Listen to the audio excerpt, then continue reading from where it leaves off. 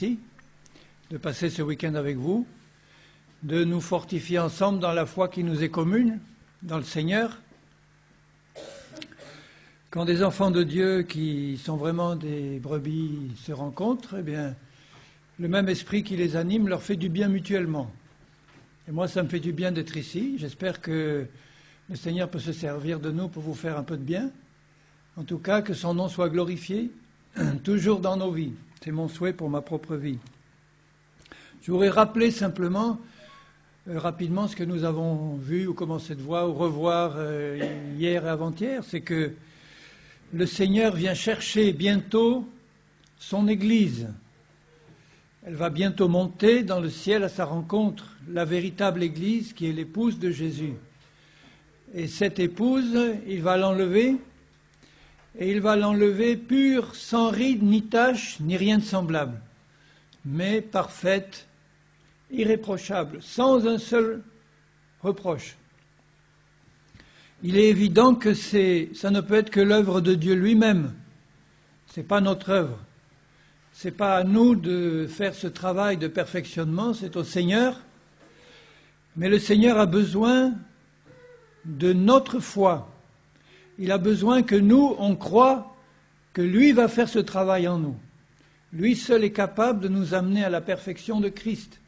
Et il veut le faire avant l'enlèvement de l'Église pour qu'il puisse enlever vers lui cette Église parfaite, glorieuse.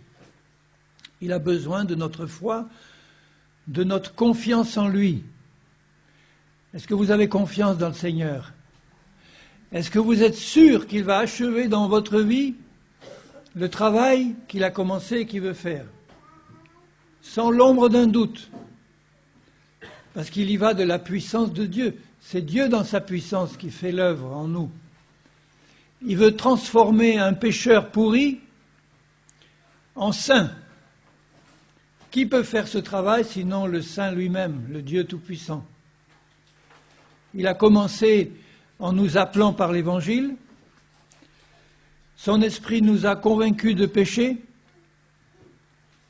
Nous avons reconnu nos péchés devant Dieu. Et le sang de Jésus nous a purifiés. Mais ce n'est pas seulement ça. Le Seigneur nous a fait naître de nouveau. C'est ça le plus important. Il a ôté le vieil esprit, mort, séparé de Dieu, que nous avions quand nous étions pécheurs.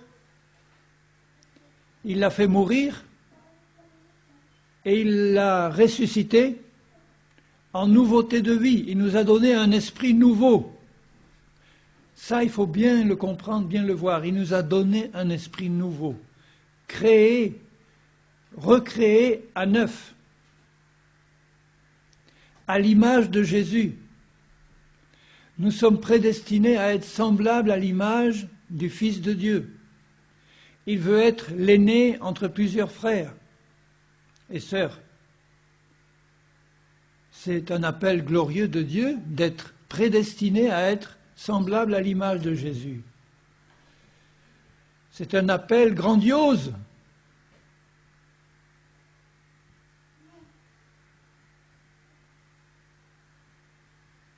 Et on doit répondre de tout notre cœur à cet appel. Seigneur, fais ton travail en moi. Je veux que tu l'achèves. Je veux monter comme épouse parfaite, sans ride ni tache, à ta rencontre. Et comme le Seigneur sait très bien que s'il ne fait pas tout, eh bien il n'y a rien qui est fait ou rien qui est bien fait, il veut tout faire dans notre vie, tout de A à Z. Et nous devons tout recevoir par la foi. Et pour recevoir par la foi, il faut que nos yeux s'ouvrent sur la grandeur du cadeau qu'il veut nous faire. Le cadeau du salut, le cadeau de la vie éternelle, le cadeau d'un esprit nouveau dans lequel il vient mettre son esprit, où nous devenons le tabernacle vivant de Dieu. Et tout par grâce, tout par la foi, pour que ce soit par grâce. Heureusement, Seigneur, que tu as prévu les choses comme ça. C'était le seul moyen d'y arriver.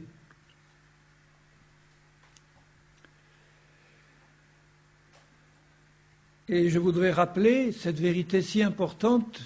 Je me suis rendu compte, d'abord pour ma propre vie et ensuite les chrétiens que je peux rencontrer, que bien peu ont réalisé ce que c'est exactement que la nouvelle naissance que Dieu leur donne, cet esprit nouveau que Dieu leur donne, cet esprit semblable à Jésus que Dieu leur donne, cet homme nouveau, cet homme intérieur parfait et saint que Dieu crée par la nouvelle naissance, dans notre esprit régénéré.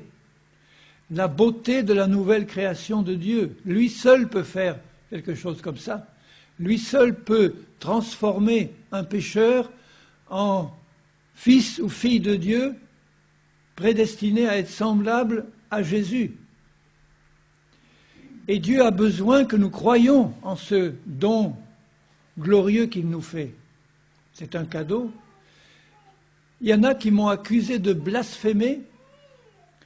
Bon, ben, j'accepte l'accusation.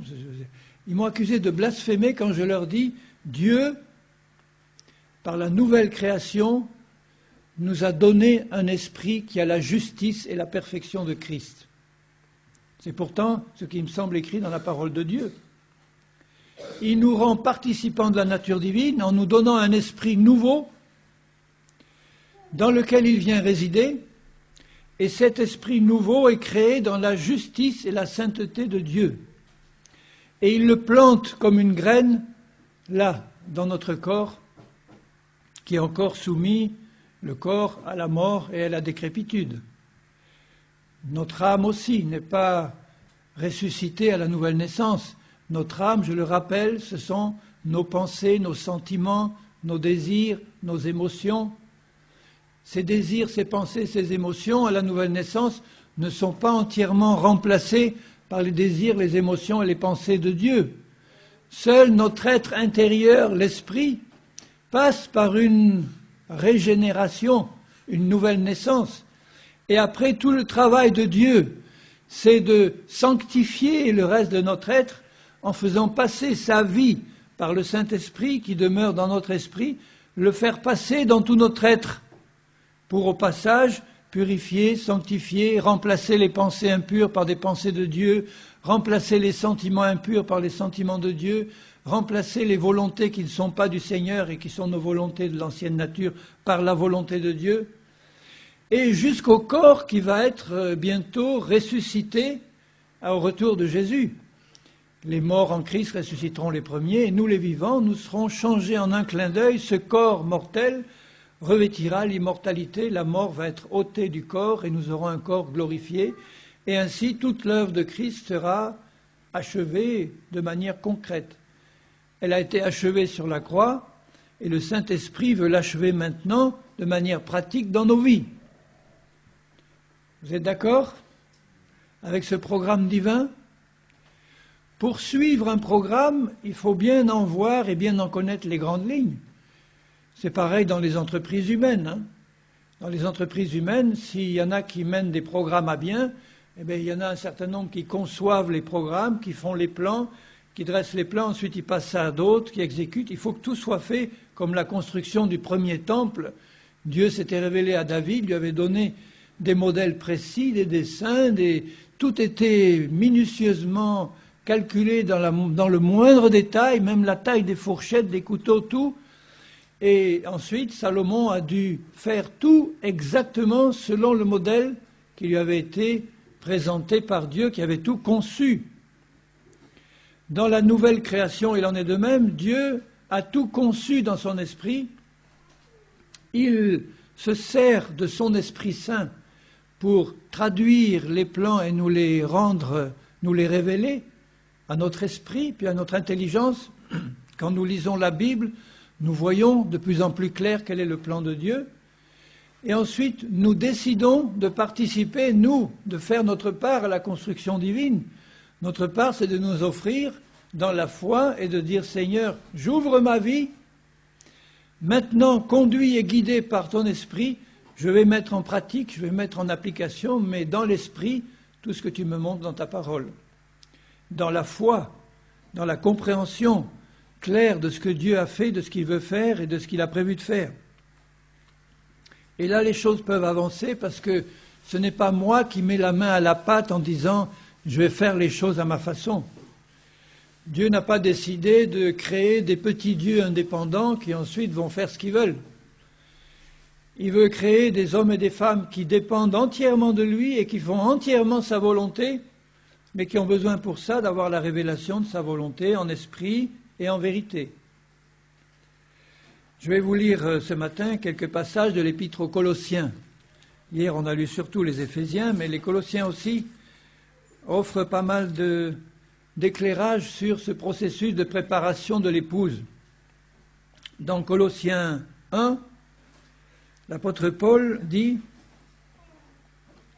je lis le premier verset du chapitre 1, « Paul, apôtre de Jésus-Christ, par la volonté de Dieu, et le frère Timothée, aux saints et fidèles frères,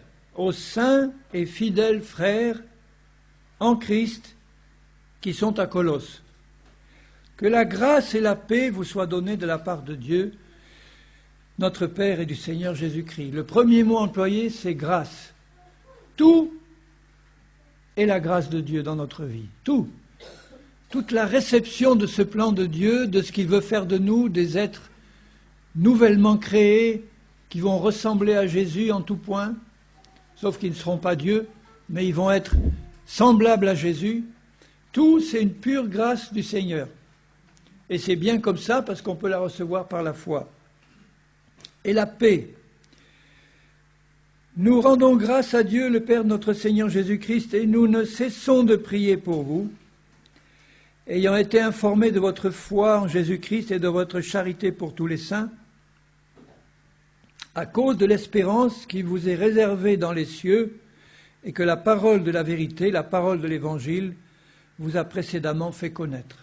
L'espérance qui nous est réservée dans les cieux, c'est une éternité dans la Jérusalem céleste en présence de Dieu, complètement libérée et définitivement libérée de tout ce qui fait actuellement nos contraintes sur la terre, dans la plénitude pour l'éternité devant Dieu, en le servant pour l'éternité, en nous réjouissant en sa présence. Et c'est cette espérance qui nous tient là sur la terre pour arriver jusqu'au bout. N'oublions pas que la foi, c'est la ferme assurance des choses qu'on espère. On l'espère, mais on est sûr que ça va arriver pour nous, parce qu'on croit. Il est au milieu de vous. Qui est cette île? Il est au milieu de vous. Le Seigneur, le Père, le Fils, le Saint-Esprit, au milieu de vous, dans le monde entier. Dieu a son peuple partout. Il porte des fruits et il va grandissant. C'est ça qui intéresse le Seigneur, que nous portions du fruit de son esprit et que son œuvre va grandissant dans le monde malgré les ténèbres qui s'épaississent, que ce qu'il veut faire dans la vie de ceux qui croient aille en grandissant. Jamais comme ça, toujours comme ça. Parfois c'est un peu comme ça, mais bon, la pente générale est montante, parce qu'on est conduit par Dieu. Comme c'est aussi le cas parmi vous, Auriaciens ou Auriaciennes, Auriacois, Auriacoises. C'est aussi le cas parmi vous, parmi nous tous, depuis le jour où vous avez entendu et connu la grâce de Dieu, conformément à la vérité, etc. Bon, il les encourage, de même que, conduit par le Saint-Esprit, je voudrais aussi vous encourager, de même que vous nous encouragez aussi. Ce qui m'encourage, partout où on peut aller, c'est de voir des frères et des sœurs fidèles, qui, au milieu des épreuves, des tribulations, des difficultés, ils serrent les dents et ils avancent. Parce qu'ils ont les yeux fixés sur Jésus. Et je vous encourage à faire la même chose. Je crois que vous le faites. J'espère que vous le faites. Alors c'est pas la quantité, le nombre qui compte. Dieu a bouleversé le monde à l'époque de Jésus avec 12 apôtres au début. Ensuite, c'était 120. Et en quelques années, ils ont bouleversé tout le monde connu. Alors Dieu peut bouleverser tout le Cantal avec 2 ou 3 personnes. Qui veut être ces 2, 3-là? 1, 2, 3, 4.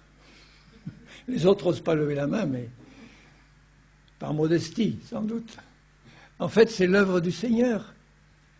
Si je dis, Seigneur, me voilà, fais de moi ce que tu veux. S'il me dit, écoute, j'ai un plan pour toi, tu vas évangéliser le monde et tu vas gagner des millions d'âmes pour moi. Bon, c'est la pure grâce souveraine de Dieu.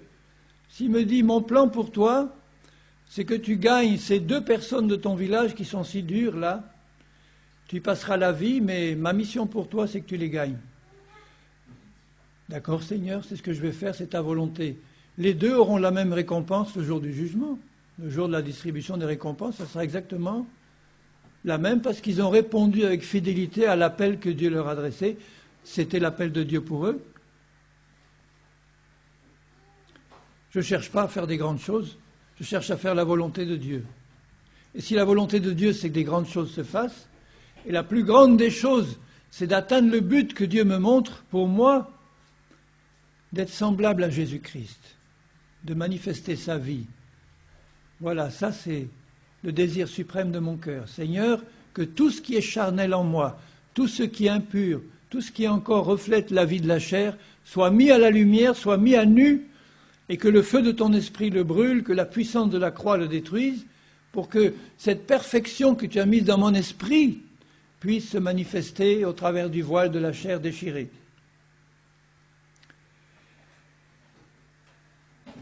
Et il ajoute, c'est pour cela au verset 9, que nous aussi, depuis le jour où nous avons été informés, nous ne cessons de prier Dieu pour vous. Mes frères et sœurs bien-aimés, ne cessez pas de faire la même prière pour vous et pour les autres. Nous ne cessons de prier pour vous et de demander que vous soyez remplis de la connaissance de sa volonté. En toute sagesse et intelligence spirituelle, montre-moi ton plan, Seigneur, révèle-moi ce que tu veux faire, révèle-moi ce que tu as dans ton cœur. Je veux entrer par la foi dans ton plan, et pour ça j'ai besoin de savoir, de connaître. Mais Dieu se fait une joie de révéler ses plans. Ces choses les plus secrètes, il se fait une joie de les révéler à ceux qui ont un cœur tout entier pour lui obéir dans l'esprit. Pas sous le joug d'une dure obligation religieuse, mais parce qu'on l'aime et qu'on veut faire sa volonté, qu'elle est bonne, on a compris.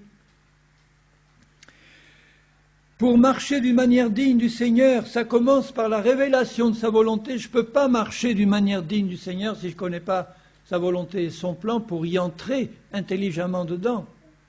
Pas de l'intelligence des hommes, mais de l'intelligence de l'esprit.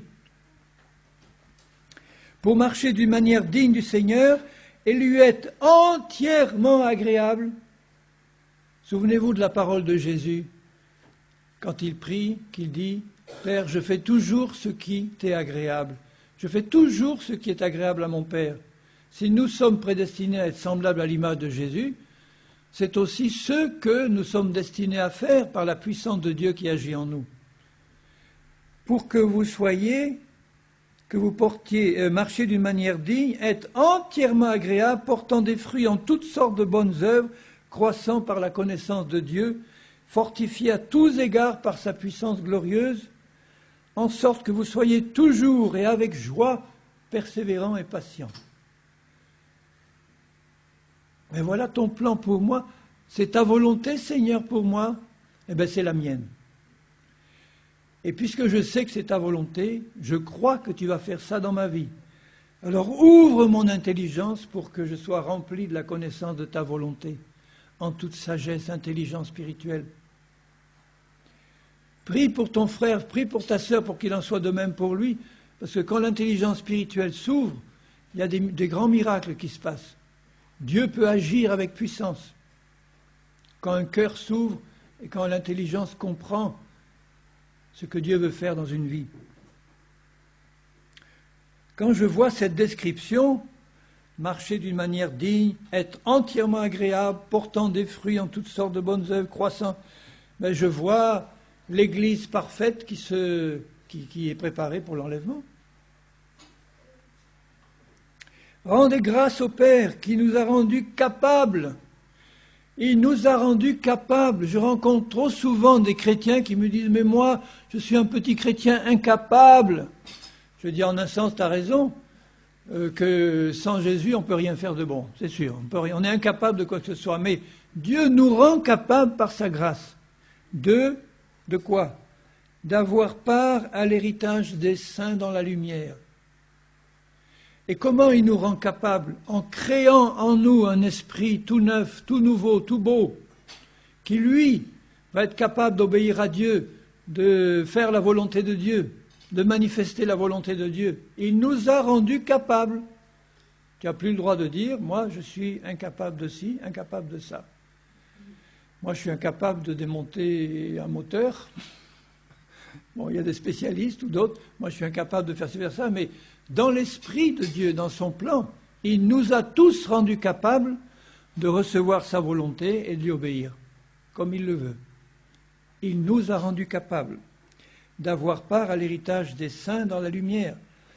Et pourquoi il nous a rendus capables? Parce qu'il nous a délivrés de la puissance des ténèbres, il nous a transportés dans le royaume du Fils de son amour, en qui nous avons la rédemption par son sang, la rémission des péchés, etc.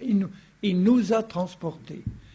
Nous sommes assis dans les lieux célestes en Christ, dans notre esprit. Et notre corps est assis ici, à Aurillac. Notre esprit est assis dans les lieux célestes en Christ. Le royaume de Dieu est là, dedans. Jésus est en nous et nous sommes en lui. On est déjà monté à l'étage au-dessus, en esprit. Là où ni la chair, ni le sang, ni les démons ne peuvent avoir accès, ni Satan, ni personne du royaume des ténèbres. Et quand nos yeux s'ouvrent à cet héritage glorieux, notre foi grandit. Hein, vous êtes heureux de ça? De le savoir, de le ressavoir? Moi, je ne me lasse pas de méditer là-dessus, je ne me lasse pas de prêcher là-dessus. Je ne me lasse pas de le répéter à la même personne 10 fois, parce qu'à chaque fois, si tous les deux on est un cœur bien disposé, on est enthousiasmé par le plan de Dieu. Lui seul pouvait concevoir des choses aussi merveilleuses, aussi grandioses. Verset 15, il est l'image du Dieu invisible, le premier-né de toute la création, car en lui, en Christ, ont été créées toutes les choses qui sont dans les cieux et sur la terre, les visibles et les invisibles, etc. Tout a été créé par lui et pour lui. Au verset 21, il dit « Et vous, qui étiez autrefois, étrangers, ennemis par vos pensées, vos mauvaises œuvres, il vous a maintenant réconciliés par le mort dans le corps de sa chair, pour vous faire paraître devant lui, comment? Saint, irréprochable, irrépréhensible, sans reproche. Pour moi, c'est parfait. Si on est saint, irrépréhensible, sans reproche, ça veut dire qu'il n'y a pas une tache, il n'y a pas une ride. C'est ça le plan de Dieu.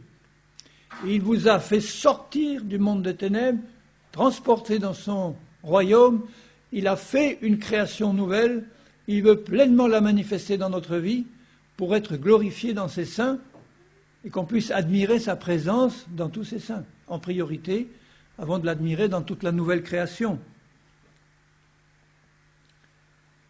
Si du moins vous demeurez fondés et inébranlables dans la foi.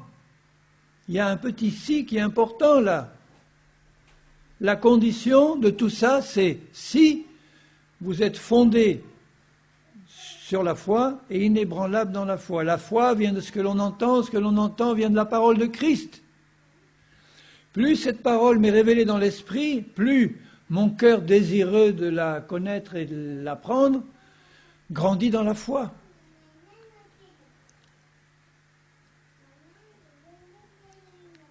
Sans vous détourner de l'espérance de l'évangile que vous avez entendu.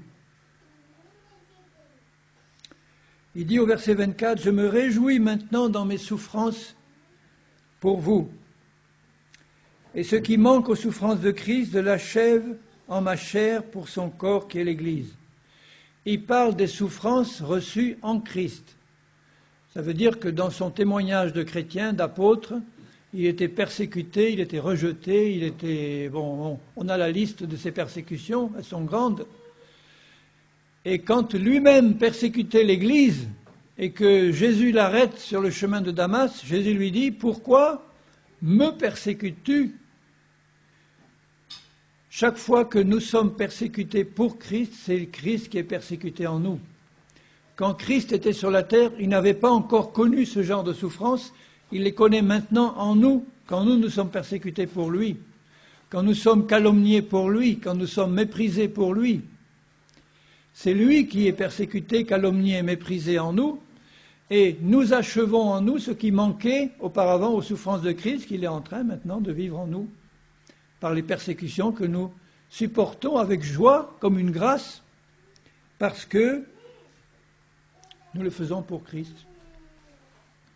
Si donc tu es calomnié, si tu es injustement traité, si tu es rejeté, banni, eh bien, que tu n'as rien fait de mal, c'est une grande grâce de Dieu parce que tu participes aux souffrances de Christ. Tu as été jugé digne de participer aux mêmes souffrances que celles de ton Seigneur. C'est là aussi que se forge la perfection de Christ. Le chrétien charnel qui est persécuté, il va réagir comment? Seigneur, ça va pas? Comment ça se fait? C'est injuste. Jusqu'au moment où le Seigneur nous révèle un peu plus profondément son plan, c'est à ça que vous êtes appelés, dit Pierre. Vous êtes appelés, prédestinés à recevoir des persécutions, des rejets, des incompréhensions, des calomnies, parce qu'on est dans un monde impie, qui rejette Dieu.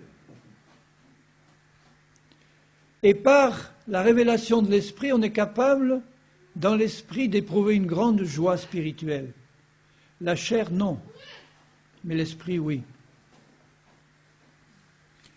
Et au verset 27, il dit « Dieu a voulu faire connaître quelle est la glorieuse richesse de ce mystère parmi les païens, savoir Christ en vous, l'espérance de la gloire. Christ en moi, Christ en toi, qui l'a accepté comme sauveur. Et ce Christ-là, qui t'a recréé intérieurement dans ton esprit, veut pleinement se manifester dans ta vie et prendre la direction de tout. Il dit au verset 28, « C'est lui que nous annonçons, exhortant tout homme, instruisant tout homme en toute sagesse, afin de présenter à Dieu tout homme et femme devenu parfait, parfait en Jésus-Christ. » Toujours ce thème de la perfection qui revient.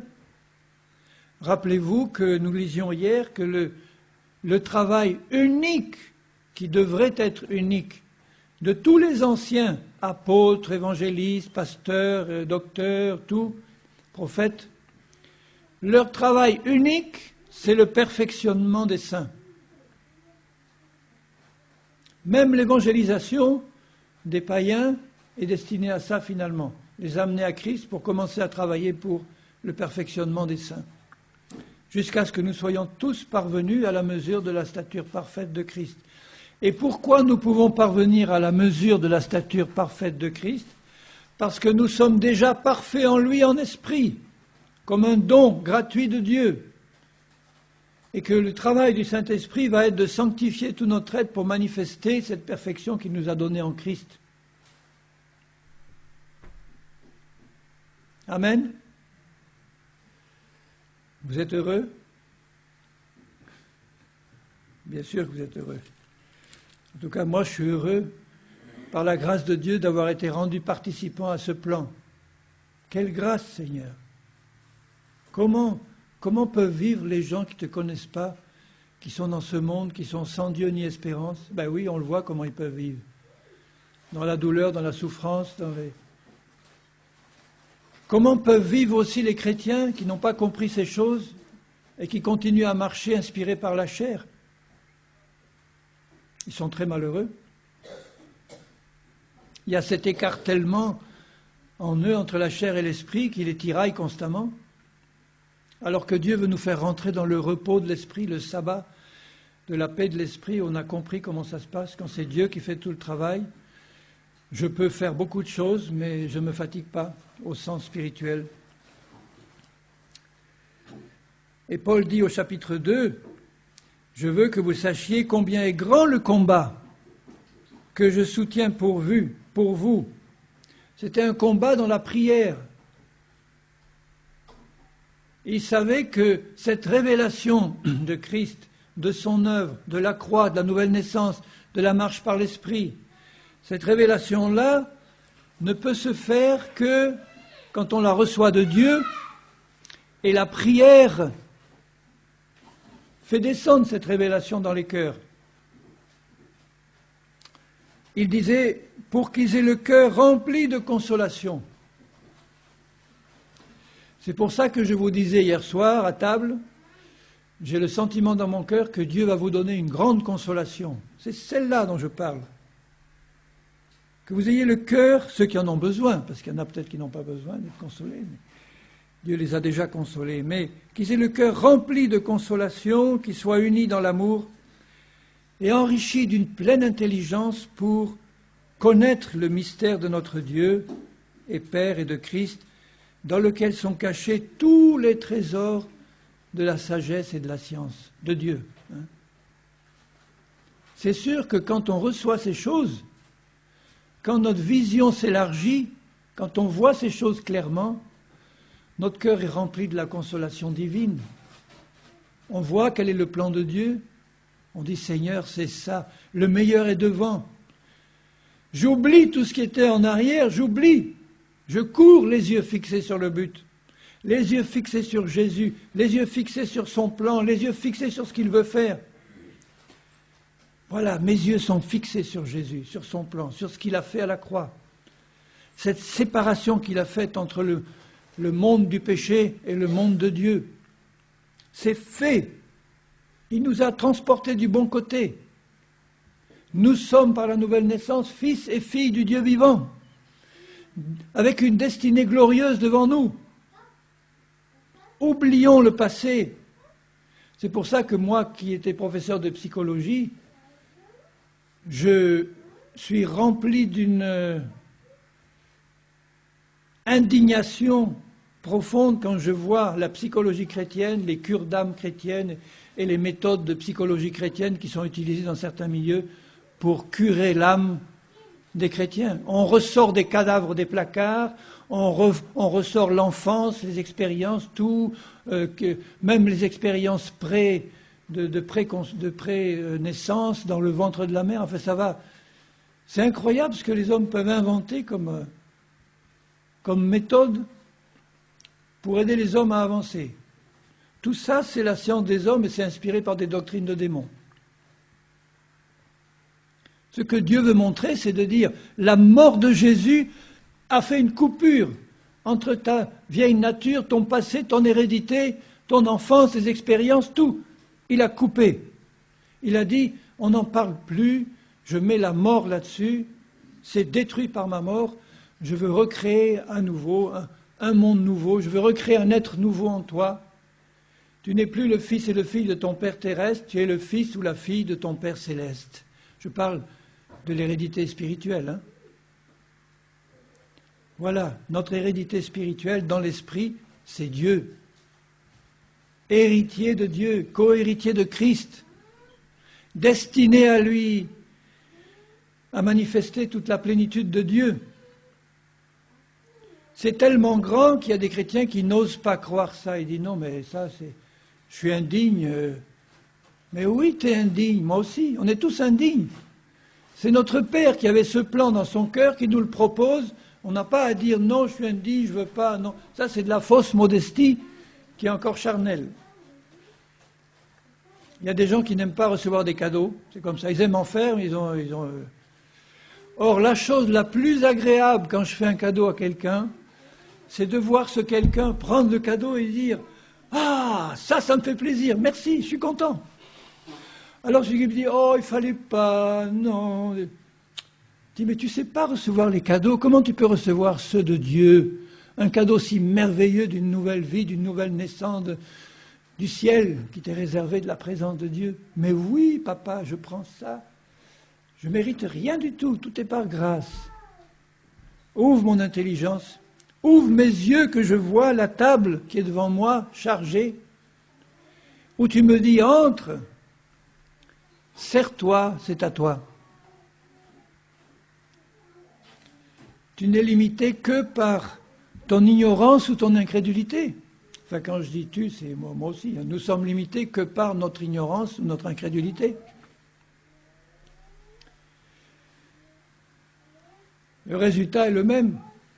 Que ce soit l'ignorance ou l'incrédulité, le résultat, c'est qu'on n'entre pas et qu'on ne saisit pas les richesses que Dieu nous donne. On ne les voit même pas.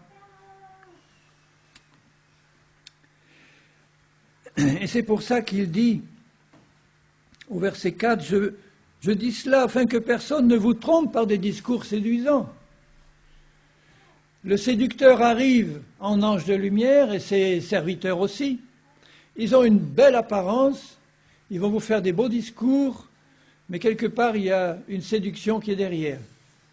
C'est comme ça que Satan attrape. On n'attrape pas les... comment on dit ? Les mouches avec du vinaigre. Hein. Il va nous attraper par la séduction. Il va se présenter en ange de lumière. Et nous avons besoin du discernement de l'esprit pour voir que là derrière, il y a le malin qui agit et qui veut nous entraîner dans l'erreur. Que personne, il dit au verset 8, ne fasse de vous sa proie par la philosophie et une vaine tromperie s'appuyant sur la tradition des hommes, sur les rudiments du monde et non sur Christ. Lui seul compte, sa parole seule compte.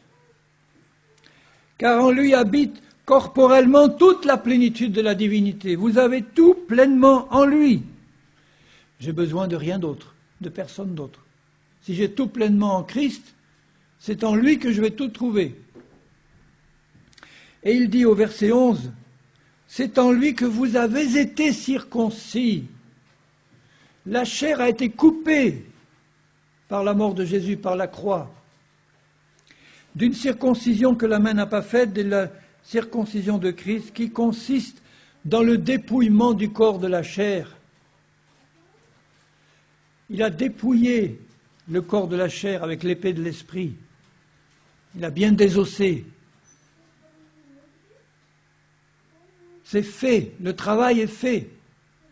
Jésus l'a accompli. Maintenant, laissons le Saint-Esprit l'accomplir dans notre vie, puisque Christ a tout accompli.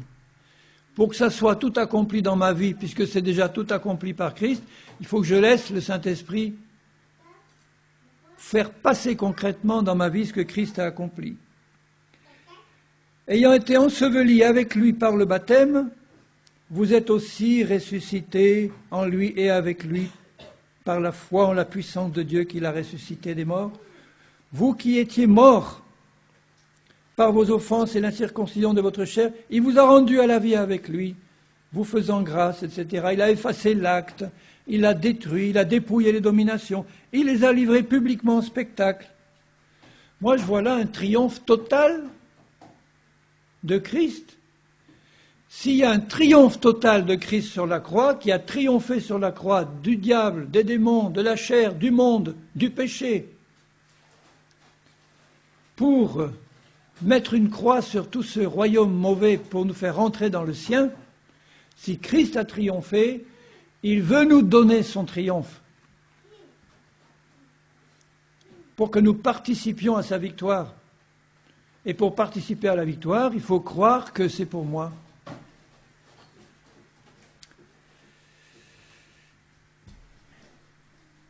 Je passe au chapitre 3. Si donc vous êtes ressuscité avec Christ, le si n'est pas un doute, ça veut dire puisque vous êtes ressuscité avec Christ, nous sommes des hommes et des femmes, je parle de ceux qui sont nés de nouveau, ressuscités. Nous sommes des extraterrestres spirituels. Parce que la terre est sous la puissance du malin, de la chair et du péché. Nous sommes passés dans le royaume de Dieu. On est comme des scaphandriers sous l'eau qui sont protégés parce qu'ils ont leur scaphandre et l'oxygène qui rentre d'en haut, enfin, ou de la bouteille. Mais l'eau, ce n'est pas leur milieu. Nous sommes dans un monde impie qui n'a rien à voir avec Dieu.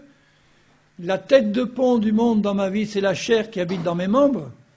Et c'est pour ça que Dieu veut couper tous les liens entre la chair et mes membres, pour que mes membres soient un instrument pour l'esprit. Que mon âme soit un instrument pour l'esprit et plus par la chair. Que mon corps soit un instrument pour l'esprit et plus par la chair. C'est ça la sanctification. Ce n'est pas mon esprit qui a besoin d'être sanctifié, il l'est déjà. C'est mon âme et mon corps. Excusez-moi si je le répète, mais c'est pour que ça rentre. Ça, c'est les habitudes de l'ancien prof. Et il dit, au verset 3, « Vous êtes morts. » D'accord ? Vous êtes morts. Alors, si vous êtes morts au monde, ne vous comportez plus comme si vous étiez encore vivant pour le monde. Un mort là, il est mort, s'il est vraiment mort, on ne peut pas être mort à 98%, s'il est vraiment mort, il n'a plus aucun contact avec ce monde-là des vivants. Il est passé à un autre monde. Et si nous sommes vraiment morts au monde, eh bien, il n'y a plus aucun contact avec le monde. Je veux dire, il n'y a plus d'influence du monde, on est passé dans un autre monde, celui de Dieu. On est dans ce monde, mais on n'est plus du monde, on est passé dans le royaume de Dieu. On est des ambassadeurs du ciel. Vous êtes morts et votre vie est cachée avec Christ en Dieu. Et il dit au verset 5, « Faites donc mourir les membres qui sont sur la terre, l'impudicité, l'impureté, les passions, les mauvais désirs, la cupidité. » Il parle des œuvres de la chair et il dit « Puisque vous êtes morts ». Et quand il parle de vous, il parle de ton être spirituel nouveau. Ton être spirituel nouveau, l'homme nouveau en toi, l'esprit recréé, il est mort au monde et il est passé dans le royaume de Dieu. Puisque vous êtes morts maintenant à ce monde, maintenant vous devez faire mourir dans votre vie pratique, dans votre corps, dans votre âme, dans vos pensées, dans vos sentiments, tout ce qui vient encore de la chair. Et comment le faire mourir ? En renonçant par la foi. Il dit renoncer à la colère, renoncer à l'animosité. Je ne peux renoncer que quand je sais que je suis déjà passé dans une autre dimension, et j'y renonce par la foi, pas par la puissance de ma volonté, comme je le faisais avant, j'y renonce par la foi. Je parle à ma chair c'est plus moi. Je parle à la chair. La chair, c'est une puissance spirituelle de péché qui habite dans mes membres et qui contrôlait entièrement mon vieil homme. Mon vieil homme était entièrement contrôlé par la puissance de péché qui s'appelle la chair. Maintenant que mon vieil homme est mort et qu'il est ressuscité en Christ pour devenir un homme nouveau qui s'appelle mon esprit recréé, qui est ma vraie nature spirituelle, il reste dans mes membres la puissance mauvaise qui animait mon vieil homme entièrement. Donc c'est un danger permanent. Elle est là dans mes membres jusqu'au dernier jour. Mais quand je sais que je connais ses ruses, que je connais son existence, que mes yeux sont éclairés par la lumière de Jésus, et que je sais comment empêcher cette puissance de péché de contrôler mes membres, mes pensées, mes sentiments, Dieu va m'apprendre comment faire. Je n'ai pas le temps de vous expliquer comment faire, mais c'est très simple, je vais vous dire, écoutez, priez le Seigneur, faites ce que Éphésiens 4, 17 à 24 dit, il dit, apprenez Christ et soyez instruits par lui à vous dépouiller du vieil homme, c'est-à-dire de la chair qui se corrompt, à être renouvelé dans l'esprit de votre intelligence et à vous revêtir de l'homme nouveau créé dans une justice et une sainteté que produit la vérité. Voilà, soyez instruits par Christ. Alors tu te tournes vers Jésus et tu lui dis, je comprends que dans mon esprit tu as fait une œuvre parfaite, ton Esprit Saint habite dans mon esprit recréé, je sais que cet esprit neuf est ma nouvelle nature. Maintenant je veux être instruit par toi de manière pratique à me dépouiller de tout ce qui reste de charnel à être renouvelé dans l'esprit de mon indépendance et à me revêtir de l'homme nouveau. Voilà, je veux être instruit par ça, Seigneur. Et Jésus va vous instruire, il va vous montrer comment, pratiquement.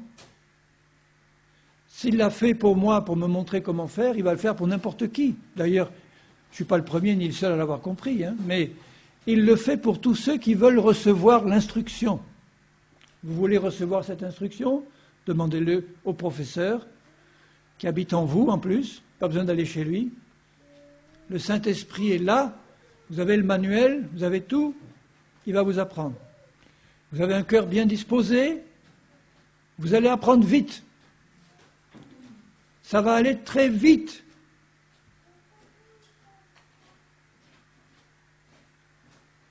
Très vite. Et c'est là que je comprends que la préparation finale de l'épouse peut être une œuvre merveilleuse et splendide qui peut se produire en un instant. Tu comprends que ton esprit est déjà passé dans la perfection de Christ. Tu comprends que toute la puissance de ta chair a déjà été crucifiée à la croix par Christ. Tu comprends qu'il t'a déjà donné par la puissance de sa mort et de sa résurrection une pleine libération de toute l'autorité de la chair. Tu comprends ça. Ça y est, c'est fait. Je le prends pour moi. C'est fait, Seigneur. Maintenant, tu vas m'instruire sur la manière pratique de ne plus laisser la chair se manifester d'une manière ou d'une autre. Il va y avoir des hauts, des bas, une chute par-ci, une chute par-là. Et très vite, vous allez comprendre comment rester dans cette position. Ça ne veut pas dire que vous ne pourrez plus pécher. À chaque instant, on peut pécher. Mais par la grâce de Dieu, il peut nous apprendre à rester du bon côté. Est-ce que vous le croyez, mes frères et sœurs? Est-ce qu'il y en a un ici ou une qui ne le croit pas ou qui a du mal à le croire? Vous pouvez le dire, il n'y a pas de problème, parce que moi j'ai eu beaucoup de mal à le comprendre et à le croire, donc je peux comprendre qu'il y en ait. Honnêtement, j'ai mis 15 ans de ma vie chrétienne à comprendre ça. Et encore, quand je dis 15, bon peut-être, je n'ai pas mesuré exactement, mais enfin, c'est-à-dire que je savais que j'avais la vie nouvelle, je savais, mais je n'avais pas compris comment Dieu pouvait manifester sa perfection en moi. Je me disais, mais quand est-ce que ça va finir? Ça n'en finit jamais, jamais, jamais. Je veux dire, il n'y a que la mort qui va me libérer de ça. Alors j'attendais l'enlèvement en disant, c'est ça qui va régler la question. Mais non. Dieu veut tout faire, et quand on le laisse tout faire, il peut tout faire merveilleusement et vite. Le tout pour Dieu, c'est de le laisser faire. On ne veut pas lâcher prise. On est accroché à notre chair, parce que notre chair, c'était nous-mêmes avant, tout entier. Renonce à toi-même, ton vieux toi-même, et accepte le nouveau moi que Dieu te donne en Christ. Et c'est pour ça qu'il dit au verset 8, « Maintenant, renoncez à toutes ces choses. Avant, je renonçais en m'efforçant par la puissance de ma volonté à contrôler ma chair comme ça, mais impossible. On ne peut pas contrôler la chair. Tandis que j'ai compris qu'elle avait été crucifiée en Christ, qui me donne le pouvoir de renoncer par la foi et l'esprit à ses œuvres en refusant qu'elle me contrôle, mais dans la foi, là ça marche. Je lui parle à ma chair comme à un démon, comme je parlerais à un démon exactement, puisqu'elle est animée par la même puissance que celle de Satan. Elle a des désirs contraires à ceux de l'esprit. Elle a des pensées contraires à celles de l'esprit. La chair n'est pas un démon, mais elle a une puissance spirituelle qui est la même que ceux de Satan et des démons. C'est le venin de Satan qui est rentré par la chute. Alors je lui parle comme à un démon, je lui dis, je suis passé du bon côté de la croix, toi tu es de l'autre côté. Toi tu étais moi avant, mais maintenant tu n'es plus moi. Moi c'est moi maintenant, le nouveau moi en Christ.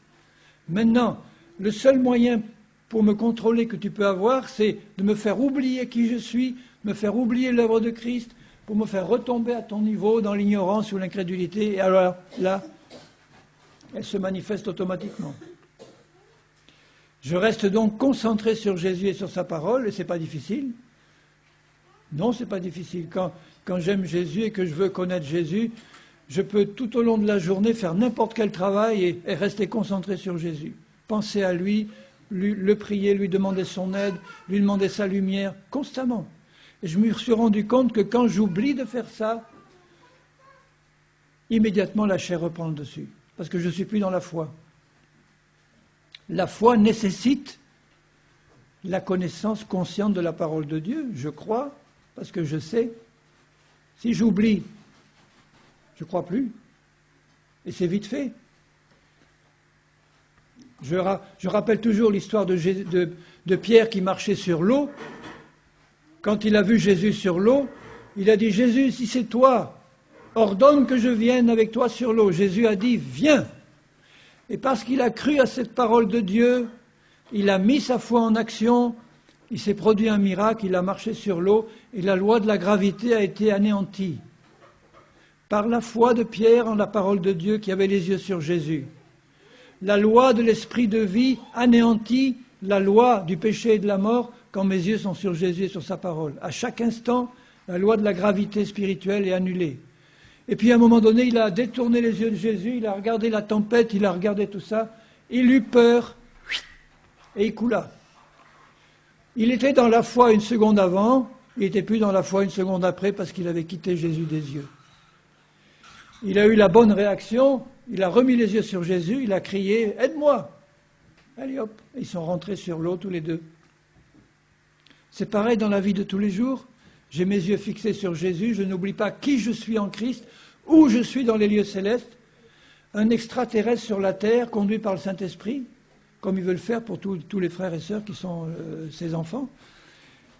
Et si j'oublie une seconde de garder mes yeux sur Jésus, si je suis distrait par quelque chose qui se passe, qui veut me faire peur ou qui me trouble, immédiatement la chair reprend dessus et je coule. C'est instantané. Donc je ne peux jamais dire, maintenant ça va, je me roule les pouces, je suis tranquille, je suis arrivé. Non. Je dis, Seigneur, fais-moi la grâce de rester toujours les yeux fixés sur toi, que je ne sois pas distrait de ta parole, que j'ai une connaissance toujours plus grande de toi, de ton œuvre, de ce que tu as fait, de ta parole, pour pouvoir marcher par la foi, puisque c'est une grâce. Hein? Vous avez bien compris ça? Et là, Dieu fait un grand miracle, il m'a franchi de la puissance de la chair, qui est la puissance de la loi, du péché et de la mort, en permanence. Quelle heure il est? J'ai pas d'heure. S'il te plaît. J'ai jusqu'à quelle heure pour parler? Encore 5 minutes? Non, mais il y en a qui ont des obligations, qui peuvent parler. Ou bien il y en a qui sont fatigués de leur nuit. Bon, je vais continuer quand même. Je dis souvent ça parce que quand je suis lancé là-dessus, je peux parler 4 heures sans me fatiguer, sans aucun problème. Mais il y en a qui commenceraient à dormir peut-être là. Faites donc mourir tout ce qui est charnel. Et il dit au verset 6, c'est à cause de ces choses que la colère de Dieu vient sur les fils de la rébellion, parmi lesquels vous marchiez autrefois, quand vous viviez dans ces péchés. Et il sait très bien que des chrétiens nés de nouveau peuvent encore marcher dans ces choses, c'est-à-dire les pratiquer. L'animosité, la colère, ça vous arrive jamais après votre conversion? Ça vous est jamais arrivé? L'animosité, l'amertume, la colère et les choses semblables. Mais il ne veut pas qu'on y marche en permanence. Si j'y chute, je reconnais aussitôt, Seigneur, oui, voilà, bon, j'ai chuté. Je reconnais mon péché. Le sang de Jésus me purifie. Et je reprends ma route avec Jésus. Et il dit, ne mentez pas les uns aux autres, vous étant dépouillés, parce que vous vous êtes dépouillés du vieil homme, la voilà la chair, et de ses œuvres, les œuvres de la chair, et vous vous êtes revêtus de l'homme nouveau. Voilà mon esprit recréé à neuf, mon nouveau moi, que Christ m'a donné par la nouvelle naissance. Et cet homme nouveau, écoutez bien, il se renouvelle dans la connaissance selon l'image de celui qui l'a créé. Mon homme nouveau n'a pas de vie propre, seul Dieu a une vie propre. Et mon homme nouveau, qui est créé à l'image de Jésus, il se renouvelle en permanence parce qu'il reçoit en permanence, par sa dépendance de Christ, la vie éternelle. Mais il se renouvelle dans la connaissance spirituelle. de la vérité de Dieu, de sa parole, de ce que Christ a fait. Parce que cette connaissance donne la foi. Et comme la foi est nécessaire pour que je prenne ces choses, et cette foi m'est donnée par Dieu, eh bien c'est ça qui permet à mon être nouveau d'être constamment renouvelé selon l'image de celui qui l'a créé. Il est semblable, mon homme nouveau, à Jésus. Jésus est l'image du Père, mon esprit nouveau, ton esprit nouveau est l'image de Jésus. C'est merveilleux l'œuvre de Dieu. Quelle gloire! Moi, ça me transporte. Enfin, je suis... Pourtant, je suis de naturel, enfin, je suis assez réservé, mais j'aurais envie de sauter sur la table, de crier, mais je ne le ferai pas, parce que je ne me sens pas conduit à le faire. Mais si le Saint-Esprit me conduisait, je le ferais volontiers. Mais je crierai de joie, je dis, Seigneur, c'est merveilleux ce que tu as fait, tu as un plan splendide, tu as créé en moi un être nouveau qui se renouvelle constamment à l'image de Jésus.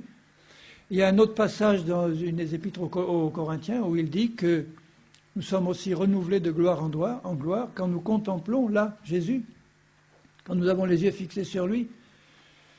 Nous sommes à l'image de ce que nous contemplons. Si nous sommes constamment en train de contempler notre chair, nos imperfections, nos échecs et tout, ben on va y rester.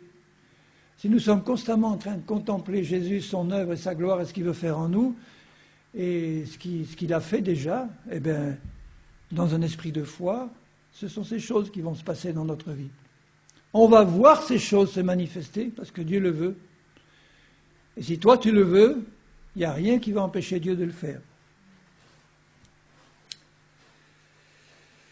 Au verset 12, il dit « Ainsi donc, comme des élus de Dieu, revêtez-vous ». Il vient de dire, vous êtes dépouillés de tout ça, vous êtes dépouillés de la vieille peau. Maintenant, revêtez-vous d'entrailles. Les entrailles, c'est la partie intérieure, là, c'est ce qui correspond au sein de la femme enceinte, par exemple. Quand il dit de son sein, de votre sein sortiront des fleuves d'eau vive. C'est une image pour dire que de la partie la plus profonde où réside le Saint-Esprit va sortir des fleuves d'eau vive. Et ces fleuves d'eau vive, c'est la nature même de Jésus, son amour, sa joie, sa paix, le fruit de l'Esprit. Je vais m'en revêtir, ça veut dire que ça va sortir, ça va se manifester. Revêtez-vous d'entrailles, de miséricorde, de bonté, d'humilité, de douceur, de patience. Supportez-vous les uns les autres, parce qu'on a besoin de se supporter, bien-aimés. Il y en a encore beaucoup, et nous-mêmes, qui n'ont pas encore manifesté pleinement le fruit de l'Esprit. On a besoin de se supporter dans l'amour, en sachant que c'est là aussi que nous avons des occasions de progresser, quand nous sommes confrontés à des difficultés de relation. Si l'un a sujet de se plaindre de l'autre, qu'est-ce qu'il est écrit après? Lisez, quelqu'un. Si l'un a sujet de se plaindre de l'autre, qu'est-ce qui est écrit? Pardonnez-vous réciproquement.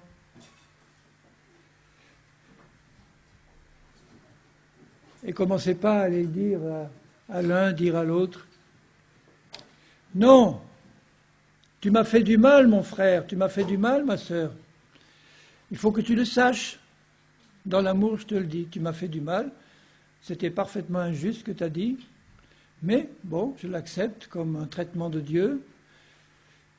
Et je te pardonne de tout mon cœur, il n'y a aucun problème. Pardonnez-vous réciproquement.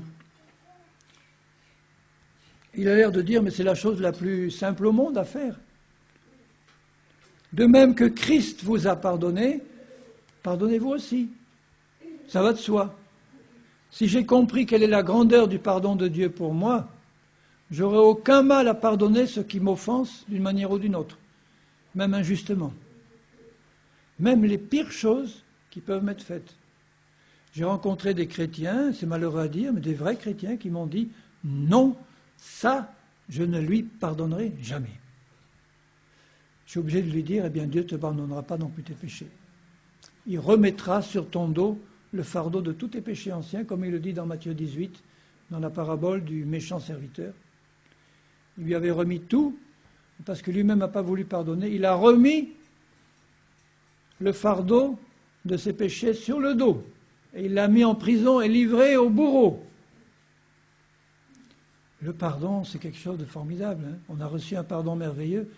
De même, mon cœur est... Allez, je pardonne. C'est une grâce que tu me fais, j'ai compris. Tu m'as fait comprendre. Et pourquoi tu m'as fait comprendre? Parce que tu m'as montré que moi, ce que j'avais à recevoir de toi comme pardon, à cause de mon péché, c'est bien plus grand que l'offense que me fait mon frère ou ma sœur, ou n'importe qui. L'offense que je t'avais faite, Seigneur, a amené ton Fils à la croix. Alors les offenses qu'on me fait moi, j'ai aucun problème à pardonner. Et par-dessus toutes ces choses, revêtez-vous de l'amour, qui est le lien de la perfection. Voilà, il parle encore de perfection. Le lien de la perfection qui me tient lié à la perfection et qui la manifeste pleinement, c'est l'amour de Christ. C'est là-dessus que je veux achever ce court message, c'est que Dieu est amour, le Saint-Esprit est amour, le Père est amour. Nous sommes des fils et des filles de l'amour de Dieu. Notre esprit régénéré est rempli de la présence de Dieu qui est amour. Nous sommes des fils et filles de l'amour de Dieu. Et Dieu nous demande de manifester cet amour autour de nous. Et la seule puissance qui va empêcher cet amour de sortir, c'est quoi? La chair. D'où ce cri qui doit sortir de notre cœur, Seigneur, fais mourir en moi complètement tout ce qui est charnel, tout ce qui est déplaisant à tes yeux, mets-le en lumière. Je veux que la puissance de ton esprit le détruise, parce que Christ a déjà fait le travail, pour que Jésus et son amour se manifestent. Et c'est ça qui va être l'instrument d'évangélisation le plus puissant.